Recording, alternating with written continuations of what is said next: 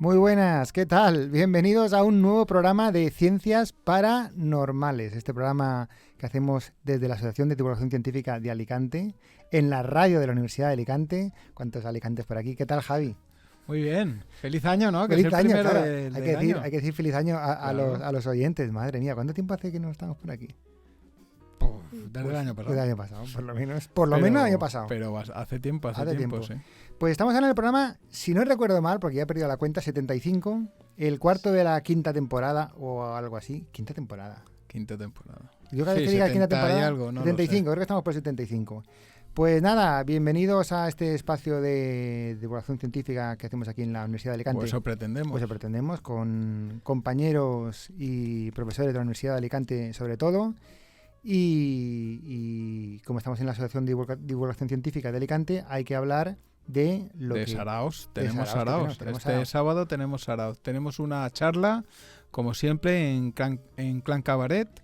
Este sábado a las 8, sábado, bueno, vamos a decirlo porque esto luego sale en podcast. Este sábado, ¿qué día es este sábado? Es 9 de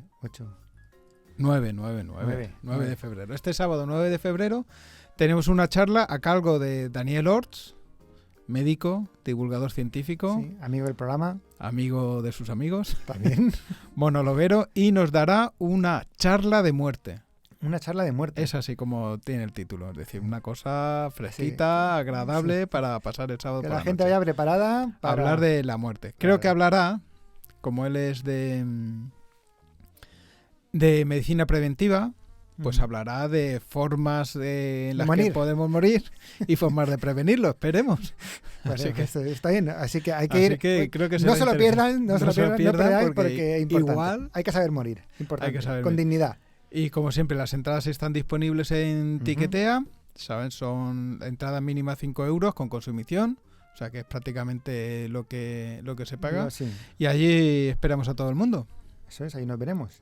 Sí. Y para estar enterado de estas cosas, pues @ADC Alicante en Twitter, en Facebook también, y a nosotros, ¿no? Aquí @GuardiolaJavi. Eso. Y @Kurt Noyar, que esa está un poco ahí. O @CCS eso, Paranormales, Paranormales, que es la del programa, programa. Bueno, también de vez en cuando pues retuitean o retuiteamos. Claro, y allí estarán los programas disponibles, nos pueden contactar con nosotros, nos pueden preguntar. Si quieren venir al programa, nosotros les entrevistamos. Sí, ya está. Nosotros hacemos entrevistas, pero así fácil. A lo que sea. Sí, porque las podemos improvisar. Científicos. Científicos, sí. Científicas. Importantes. A ver si conseguimos que venga una científica también. por aquí. Sí, tenemos que llamar. El próximo dentro de 2. O si no, hablar de mujeres. Eso. Estamos aquí dejando caer... Es verdad, porque el 11 de febrero se nos va a hacer... se nos va a pasar el arroz. El Día de la Mujer y la Niña en la Ciencia. Venga, a ver si para la próxima hablamos de mujeres. mujeres. Pues nada, vamos ya a la entrevista, ya basta de cháchara. Venga.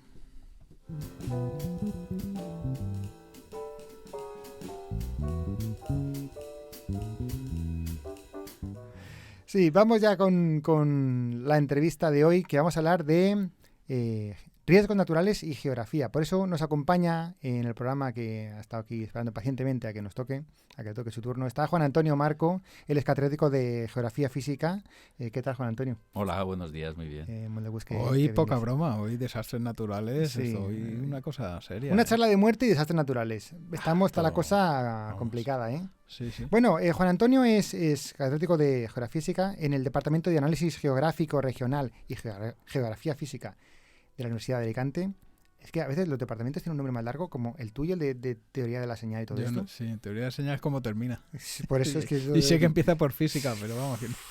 Bueno, pues Juan Antonio es profesor del máster, aparte de otras cosas, en el máster de Gestión y Planificación de Riesgos que se hace en la Universidad de Alicante, y recientemente ha estado por Guatemala por 2 motivos. Uno de ellos por un proyecto de cooperación con aquellos que ahora nos contarás, y también por estudiar un poco la actividad volcánica que hay allí, más o menos, y cómo actuar o cómo está la población un poco prevenida respecto a estas acciones o estos riesgos ambientales. Pero bueno, para empezar por este proyecto, ¿qué proyecto tenéis pensado hacer con ellos? El proyecto es que ya tiene 1 año de andadura en Guatemala y 2 previos en África, en Ruanda. Y se trata en... ¿Es todos colaboración con quién? Es de los proyectos que subvenciona la propia Universidad de Cooperación Internacional. Cooperación internacional, vale. Entonces, se vienen desarrollando desde hace, 3 años anteriores, 2 en Ruanda, 1 en Guatemala y este cuarto también en Guatemala. Todos son de cartografía colaborativa. En este caso concreto hemos subido un peldaño porque esa cartografía colaborativa lo que queremos es también, en este caso concreto, que se incruste en la docencia que se imparte en el país, en este caso en Guatemala. Pero cartografía colaborativa, ¿qué es cartografiar el entorno o aquella zona? ¿O? Todo, porque en realidad es que no tienen cartografía ninguna de su entorno más próximo. Entonces trabajamos en zonas rurales de comunidades indígenas. Claro, es que nosotros aquí lo vemos como muy normal, ¿no? Y lo tenemos todo, exacto. Sabemos dónde hay farmacias y demás, y allí no hay ni siquiera caminos representados. Entonces, a lo que se va en este caso concreto es a capacitar a maestros de las escuelas de estas zonas rurales, de 2 comunidades rurales de la ciudad de Cobán, que está al norte de Guatemala, para que ellos, con ayuda del software libre, OpenStreetMap y todas las herramientas tipo QuantumGIS, que puedan utilizar, porque son de código libre, es decir, de acceso completamente gratuito, pues poder empezar a hacerse su propia cartografía de todos los elementos, fundamentalmente desde los caminos, temas de sanidad, hospitales, puestos de salud, ambulatorios. Porque no hay nada. No hay nada. Entonces, o es muy poco. Entonces, en muchos casos lo que harán será utilizar el material que hay disponible, como por ejemplo que todos estamos acostumbrados a utilizar, como es Google Earth. Sí. Y a partir de ahí a digitalizar y hacer mapas. Porque en realidad Google no te ofrece mapas de allí con detalle. No está todo incluido. Hay que... No, claro, si no tiene mapa, Google no pone las farmacias, ni las exacto. carreteras, ni nada. Verá la foto, se ve una forma que hay, bueno, por ahí parece que pase un camino, una carretera, pero y es no para no digamos, está. habituarlos y capacitarlos a que ellos sean capaces de interpretar la fotografía, hacer Claro. sus cosas, utilizar el GPS y marcar posiciones. Y luego ya se realimentará Google cuando esté desarrollado, claro. Y sobre todo en este caso concreto es que para que de los maestros pase a los alumnos y estos a su vez estén incrementando ese... Sí, se vayan formando técnicos, ¿no? En esa especialidad. Sí, para que adquieran esas habilidades, en definitiva. Y está enfocado en principio más a cuestiones docentes y de sanidad, que por empezar por una infraestructura básica. Claro, sí, porque si está por hacer todo, pues claro, hay recorrido ahí para... En algunos casos es algo tan asumido para nosotros como puedan ser lindes entre municipios y tal. Allí ni siquiera tienen eso todavía, en muchos casos. Y eso suele ser problema grave de enfrentamientos. Sí, claro, de enfrentamientos entre... Claro, de quién no es tienen, este claro, no trozo tienen... de Claro, tierra aquí y de estamos quién no acostumbrados a es. ver en un mapa de cuando sea una línea partiendo un municipio en 2. Claro, y las instituciones, si ni siquiera las instituciones tienen ese mapa, pues bueno, pues hasta aquí hemos llegado. Y encima, pues parece ser que Guatemala es una zona importante de volcanes, de volcanismo importante, y de hecho hace unos 7 meses o un poco más, en junio de 2018, una erupción importante del volcán de fuego, ¿no? Así es, sí. Ese volcán estaba allí, parece que es un volcán activo, se sabe, pero ¿por qué fue tan problemático o tan desastroso? Bueno, el volcán de fuego es que es uno de los 4 que hay activos en Guatemala, y la característica de este volcán es que fundamentalmente, para que nos hagamos una idea, en 2018 ha tenido 5 erupciones. La más reciente fue en diciembre, pero anteriormente tuvo esta otra que has comentado tú, de 3 de junio de 2018, que se caracterizó por una potente explosión con una gran nube piroclástica, una nube ardiente, y a la cual siguió un lahar, que es algo así como una colada de barro, pero es un barro que involucra lava, vapor de agua hirviendo, cenizas, y lo va sepultando todo a su paso. Claro, porque además de daños materiales evidentes que puede haber por el lahar este que se extiende... El lagar y la nube, ¿no? Lagar y la... Es Lahar, L-A-H-A-R. La AR. La AR. La AR. Pero también la nube, ¿no? Porque la nube esa piroplástica o... El flujo piroclástico Eso ese es súper gas, caliente y vapor de agua, ceniza, quema lo lo que son los que... piroclastos, que son del tipo picón como grava, Ajá. y luego tienes también involucradas bloques. Pero todo eso quema por donde pasa. La temperatura que puede alcanzar se estima que es en torno a unos 800 grados incluso, es decir, Ya. que Es es más que, vamos, devastadora. es un horno, pero un alto horno. Y velocidades por encima de los 100 kilómetros por hora, es decir, que es algo que va a arrasar todo lo Es que, una lo que explosión. encuentre a su paso. Claro, y hubo daños, o sea, hubo muchos fallecidos a consecuencia especialmente de la nube piroclástica esta. Porque, Sí, de la a ver, combinación entre los dos fenómenos. La nube, teóricamente, si pasa por una zona habitada, difícilmente va a sobrevivir nadie, ujú, si está allí, claro. Y si ha sobrevivido, después la AR lo que hace es sepultarlo todo. Estamos hablando de espesores que pueden superar en algunas ocasiones más de 6 metros. ya. ¿Eh? ¿La población más cercana a qué distancia estaba? ¿O cuál fue la Pues más afectada? No Vamos. lo he mensurado, pero la más afectada, es decir, la que prácticamente tiene todas las víctimas en su casilla, es una aldea de una cabecera de aldeas que se llama el Rodeo. Ajá, Pero la aldea en concreto es San Miguel de los Lotes. los lotes. Y en el nombre de la aldea ya hay una clave un poco para explicarnos por qué la catástrofe afectó a esa zona. ¿Y eso? ¿Cuál? La denominación San Miguel de los Lotes es porque estamos en una zona en la que la principal fuente de riqueza, digamos, de renta, es la agricultura. Y es una agricultura que está avanzando respecto de zonas no vírgenes exactamente, pero casi. Ujú. Entonces está avanzando y están colonizando nuevas zonas para la agricultura, que en este caso concreto se dedica al café y a la piña. Ajá, Entonces son establecimientos de población nuevos que no existían. claro. Entonces han colonizado una zona nueva, en este caso en la falda del volcán. Claro, porque el problema ha sido ese, que era una zona que se ha visto habitada en los últimos años, ¿no? Porque este volcán ya dio avisos en el pasado, ¿no? Insisto, es de los 4 activos y la actividad de este volcán es conocida y su nombre es bien expresivo, volcán de fuego, porque sobre todo por la noche es un espectáculo, vamos a decir, pirotécnico, Ujú, pero Sí. porque en definitiva es cada explosión va acompañada pues de todo ese material piroclástico incandescente que lo expande, lo va distribuyendo.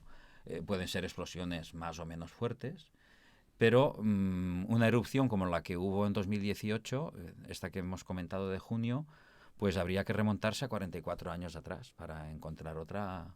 Claro que 44 años para nosotros no es mucho, para nosotros me refiero aquí porque, bueno, no sé, los volcanes que estamos acostumbrados en Tenerife, pues se saben que hay erupciones, aunque sean más antiguas, pero bueno, por eso digo que aunque sean más antiguas, nosotros sabemos que ahí no te puedes acercar mucho, no deberías estar, ¿no?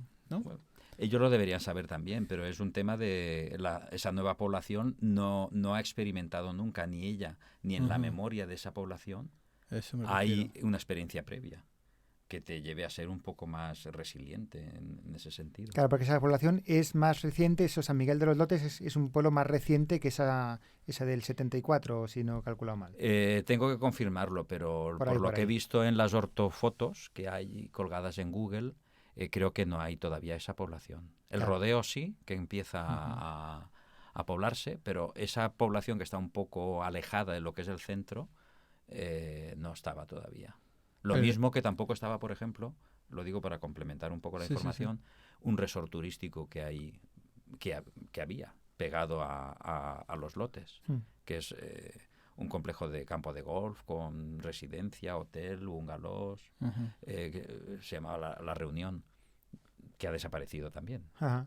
Pero ahí víctimas no. No, en este caso no hubo ninguna. Claro, Bueno, pero eso es, ahí no, ahí esa gente sí que actuó como de cuando vio la explosión, Pero el pueblo, ¿no? Es una cuestión de Una formación. cuestión ¿no? de formación, por un lado, de transmisión del conocimiento, por otro, y luego que tengamos en cuenta que si es un negocio, algún tipo de planes de prevención, aunque sean mínimos, pero estamos hablando de un resort turístico de lujo. Claro. Que no es. Entonces, normalmente la exposición al riesgo es indirectamente proporcional a la capacidad adquisitiva. Claro, es posible y al también nivel, que sea, al nivel de renta. Que sea un complejo montado por extranjeros. Sí, o es con, de capital extranjero. con formación iba a decir, con más responsabilidad, ¿no? Con la responsabilidad que se tiene que tener en estos casos. Y entonces, frente a la diligencia con la que se desalojó ese resort turístico, pues tienes el hecho de que, sin dudar de que avisasen, pero el aviso es la explosión, claro. Porque lo que te lleva a moverte y salir corriendo es saber que si hay una explosión en el volcán que genera una nube que no te deja ver ni siquiera el horizonte, pues tienes que saber, o tendrías que saber, que lo que tienes que hacer es salir por piernas. Sí, porque viene, y no viene la nube que hemos hablado a disfrutar del espectáculo, porque luego ves las imágenes, pues esas tan famosas del Santa Elena y otros volcanes, como por ejemplo las más recientes de la Ana Krakatoa. ¿No? Bueno, están en las redes y en los informativos incluso, que es el hijo del Krakatoa, uno que en el siglo XIX reventó y hizo desaparecer completamente toda una isla en Indonesia. Pues esas imágenes son espectaculares, en el sentido de que tienes una gran explosión con una nube casi como un hongo de una explosión nuclear. Quiero decir que son fenómenos muy, muy interesantes, muy vistosos. Y claro, que se puede entender hasta cierto punto que uno quiera grabar eso, pero... Pero tienes que saber, porque estamos hablando de miles de muertos, ¿no? Sí. Claro, pero puede suceder que lo veas lejano, es decir, si tú ves el volcán allá a, no sé, 3 kilómetros, por decir una... No más. Pues más, 5. A lo mejor parece muy lejos, ¿no? Sí, pero el tema es ese, que no eres consciente de lo que puede pasar realmente con esa nube tan bonita que estás observando.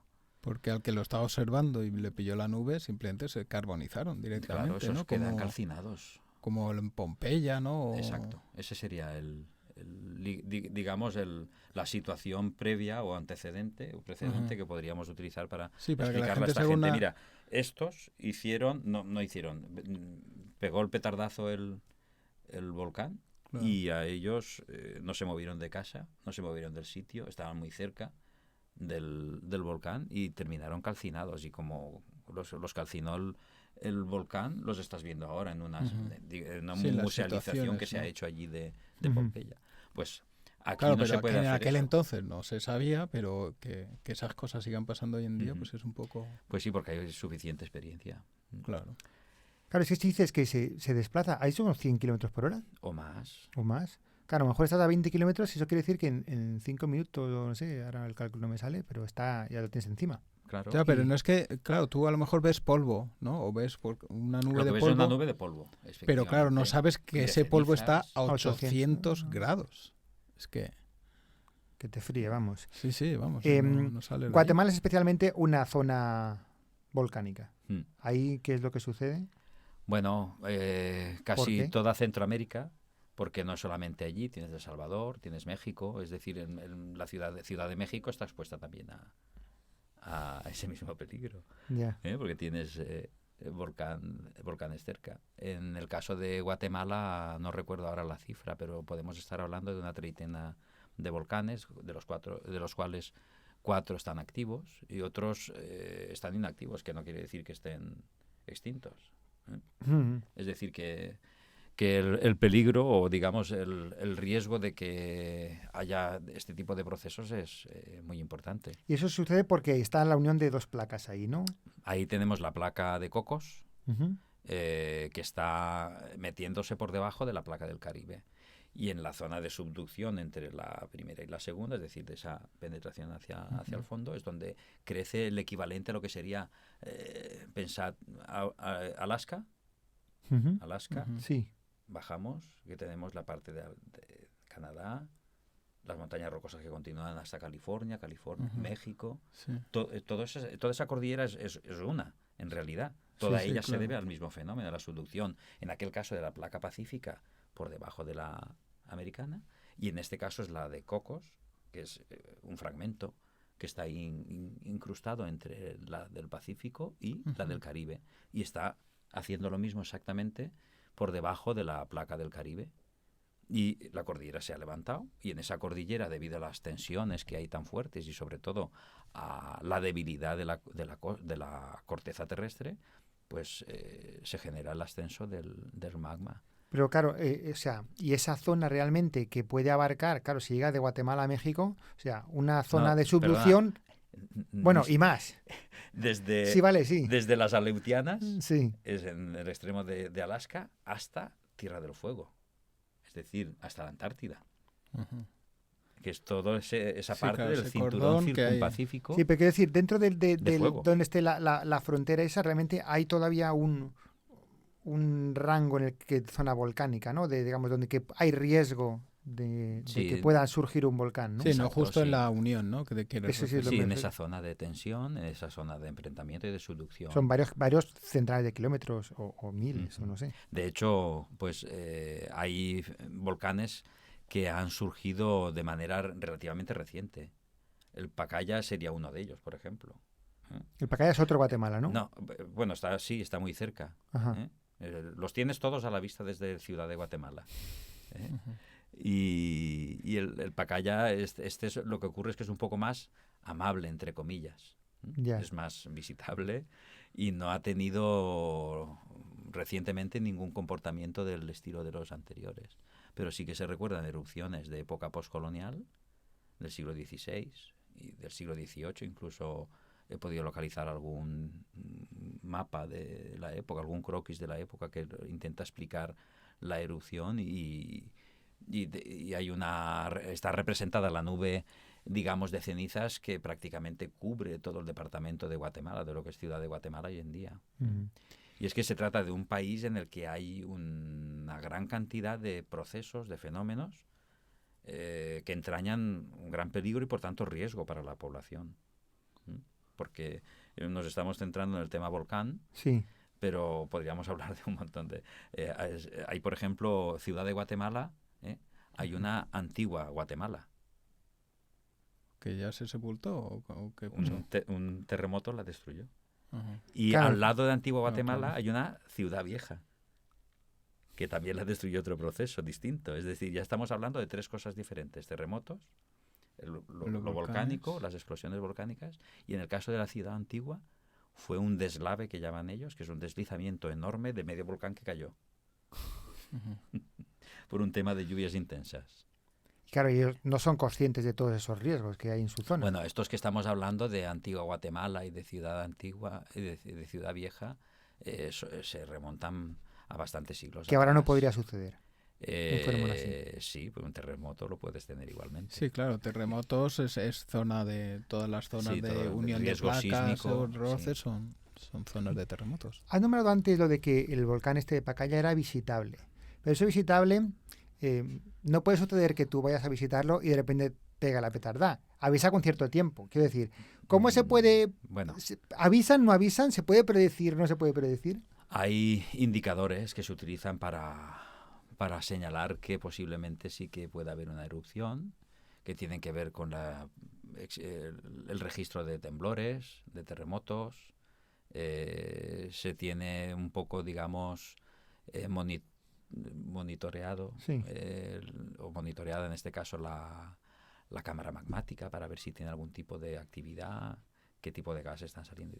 Y entonces sí que se puede más o menos prever, pero que haya actividad, no cuándo Ya. va a producirse O que está aumentando la erupción. actividad. Si Exacto. aumenta poco a poco, pues bueno, te puedes ir retirando, pero si de repente le da por aumentar y aumenta ese día, ¿no? De hecho, en la erupción de 2010 Ujú. del Pacaya,